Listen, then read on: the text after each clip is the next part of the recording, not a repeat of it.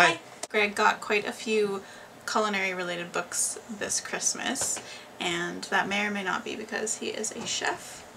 So we wanted to continue from our last video and show off some of the other awesome gifts that he got this holiday season. One of my favorite books that were given to me this year was the Secord Cookbook.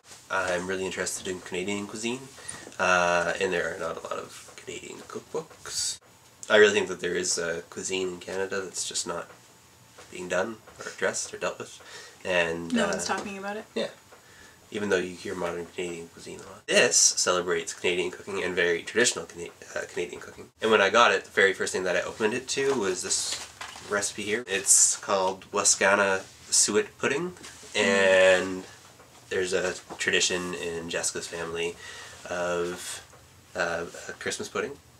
And Jessica has regaled me with stories about going everywhere trying to find suet. Yes. Which apparently is not easy to come by these days. No, you can get it in grocery stores, but it's not something that people look for, obviously. And why would you? Because as far as I'm aware, it's like lard, but worse somehow. And my mom wrote in the front of it, because she's the one who gave it to me. Thanks, Mom. Her inscription says, "This is a copy of the cookbook Dada gave me for Christmas, way back when. Still a favorite of mine. You may recognize a recipe or two. Love, Mama."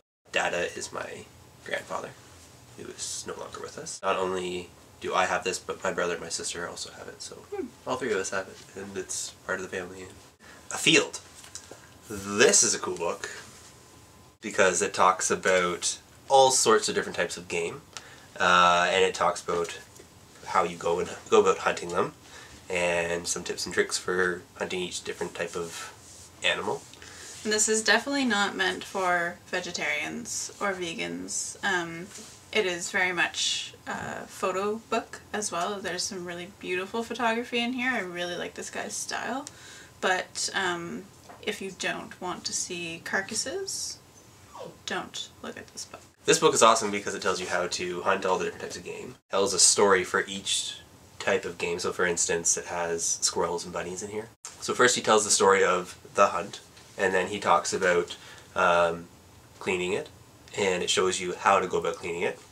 And then it gives you a couple of recipes to use for each of the different types of game. Part of my interest in Canadian cuisine is also interest in game and different types of animals that are not raised on a farm. The author is based in Texas, so it's not Canadian per se, but a lot of the game is... But it's very rural Texas. Oh yeah, definitely, yeah. And a lot of the game is the same or similar. The Fat Duck was voted the best restaurant in the world. I think it was the San Pellegrino, actually. I think it was San Pellegrino's list of like 100 best restaurants. Which again, like the Michelin stars, is a little arbitrary that is done by a sparkling water company. But Heston Blumenthal is like known for his modern cuisine. Some of his famous dishes are the bacon and eggs ice cream, the Sounds of the Ocean, which is served with an iPod, which is kind of cool. This book is wicked for many reasons. A lot of the stuff, there's no way I'll ever do it, but it's so interesting to see like how he goes about doing all these different things. A lot of it you can take some of, and, like use it as inspiration, whatever. He gives you the entire recipe. Yeah, like all of it is, including all the chemicals and everything's in weight. Yeah, anybody who's a fan of modern food, which I'm not, you should get this book. It's a great book whether you like food or not. Like if you are very visually stimulated. Yeah, I was going to say that the art in this book alone is worth buying. Where in the world is the Fat Duck? It's in England. It's in a small town, not London. It's in some little countryside town. Get it. You won't be disappointed. Great book. The Songs of Sapa, travel cookbook, I guess you would say. It's about Vietnamese food. One of my favorite cuisines, which I know nothing about. The author of the book is Australian, but of Vietnamese descent. So he's been back, I guess, a bunch of times. He goes back with his partner Suze, and they start, I guess, at the north tip, and they work their way through down to the southern part where she goes back to Australia.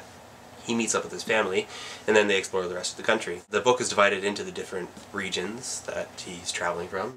Like the very first one in Sapa, he talks about this mountain village and the market and meeting the person who makes tofu for the market. She asks him what he's looking for, and he's like, I'm looking for this type of soup, and she's like, nobody has it, but I can make some for you for tomorrow if you want. And so then he goes over to her house that night and helps her make the soup. I've only read the beginning of it, but I'm very much looking forward to reading the rest of it. And the recipes are really, really good. There's a lot of ingredients that I know of but don't have a lot of experience with, and I'd be really excited to learn more.